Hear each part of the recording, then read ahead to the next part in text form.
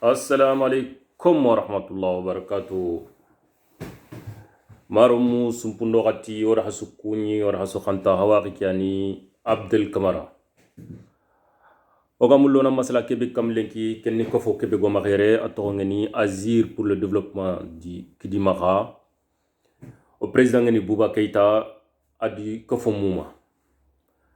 Odi mukuni gil A ma Z idogo lebegame Allah ganna wune kinia. Digame bego rakatu sonun ko ado sonun kallon bego trinkana particulièrement gid maganko hana duan wuto haro mukuda odo golleng me oga mullo gatel takke de bero gid magda alla gana tikitime siboni jikke ngoy lenki jikke ngoy xummene falla baw na yugo to gollini kota sanno tono akiti kengana dangi sinesu ogat kebe lay dungutu gid maganko nda nanti sinesu au tournoi de bern France son kallu musuna meni osuna soyi osuna sanga onatalla metu ken sangue de soye noko sangue de soye begeni ken tournoi nya go organiser football gil daru ganya nyana ma ke khon sogon kofo garni igoro kofo mutbakko marti nene ndenga na kofo ke foyo marti na burmurenga na kofo ko bonono marti jikkum fobrensu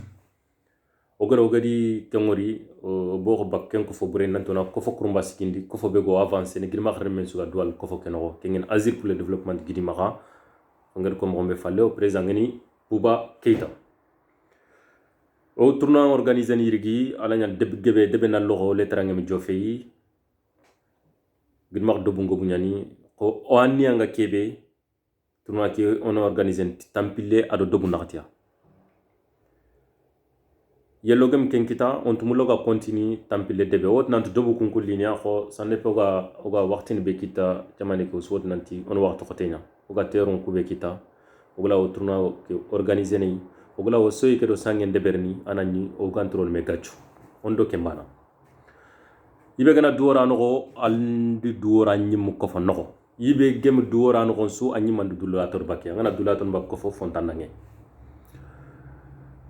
gango bego maka nawtun kay mani i porte parole xon sefenti nyimya bawoni keron nyim sen nyakama bawon nin tok gid maka ngar fo sire su wori ngangondina alla gana dungete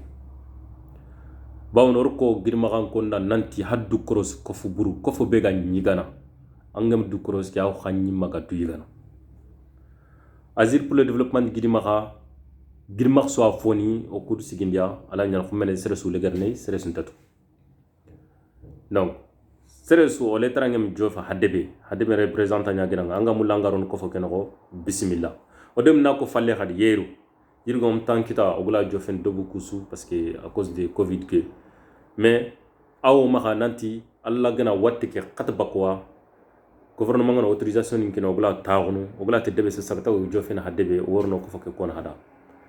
ko fo ke to nyana a wunyinte nyani anyima ko fananda linganda lo agem linganda fayndi agem sere crossindi ko sere futun katudu ko wot nan ton khaira khanyan katigir ma to ko fe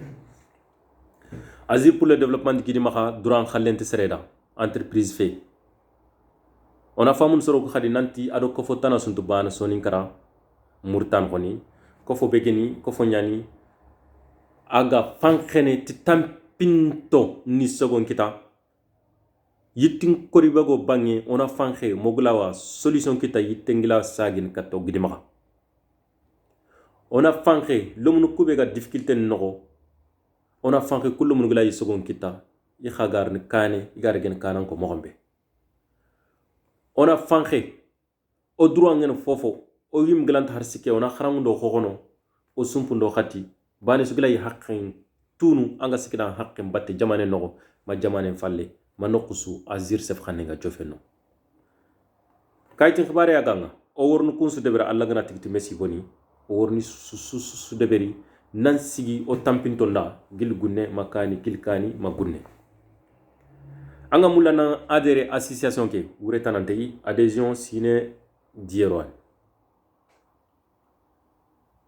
o gir falle tournoi ke o mketrino deberni parce gil ken nandangi confinement nyane donc jamane mi ki lokhore kine ogla taxunu oga masalan dome pour sorongla munna fakit to taxe ke ket ken kita kha golli kenke golli ngano ko fini gollin dome imi gollen to falle nanti watte ñandu teru ñogoni kunji kenkite o tengene teri fallanko bawo non mul tournoi ke agnya girma kan khusnya fo hore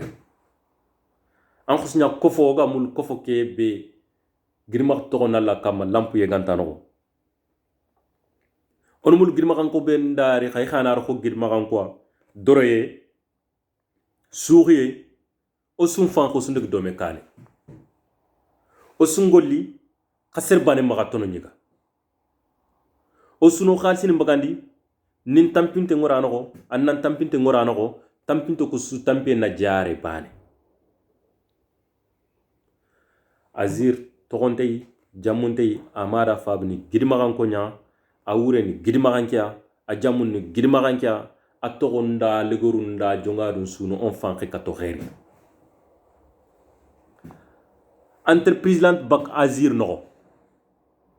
nan lenki gidmagan ko sudi khallum bagandi bawno kum sere khalle nyaagim ga sortana khalle magan association nya nanda linganda na dere yi aganti linganda maga dere on teres khanyon kate on teres forcen kate kha god bani gro noqsu angana association ke bureau nogon tirni membre sugano aswotu bawon adeta en kuna sawure keroira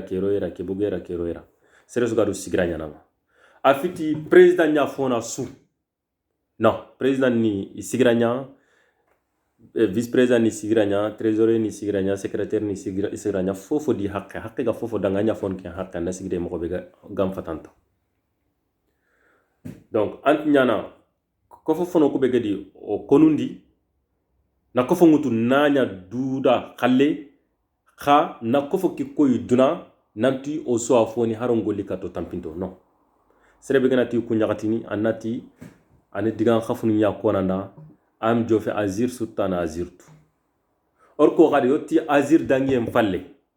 lenko ga kota be ko fotana sulanta tournoi organiser ne girma kan konda yere bawon ko fo kebe gen girma kan kon kapme girma 90% suda wuretu kengen lead ko fo kebe gen girma kan kon kapme nan haro sun sango sunde go miskino do tampinto ndema girma 90% sur famu nanti jambe en ko fo nyani gare en ko fo nyani entreprise nyano ga golin kat wali bubu di jama adi jama break donc azir ntukundu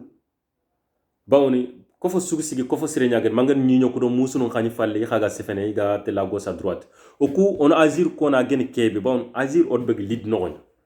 lead adus ginma ko fo sobe nyawutu bakki mag ginma lomunu begeni fankan ginma da o ga tournoi organiser no sugar metu no mali di garni wal di garu ngari ni garu ko tongono hakul no o re gare ke fam o boga ko fa no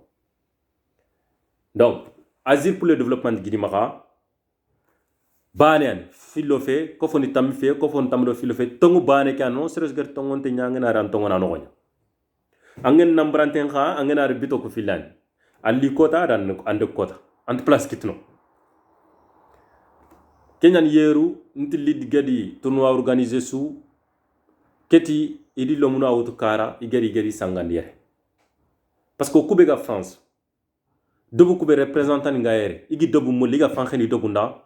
kun tax du ngeen yi ga sangando li dibate na tournoi tana to yere donc il faut akre donc gare ko font dallana o ma la nyaga azir pour le développement aga nyan kenga anti nyan kenga parce que a moyen sunt kitene aglaw nyan kenga janta o getona video lende pedeberi na masala maro munda na ko soron khadnat ke ko fo besula masalante yi parce que so afoni nge fofe ankem fofe o so afoni ankem be yimga critique na an khalle yan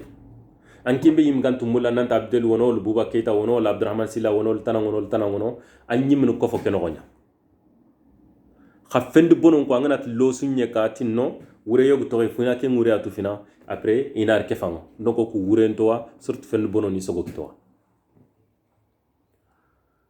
azir pour le développement afit radio jagili ko fo sankhano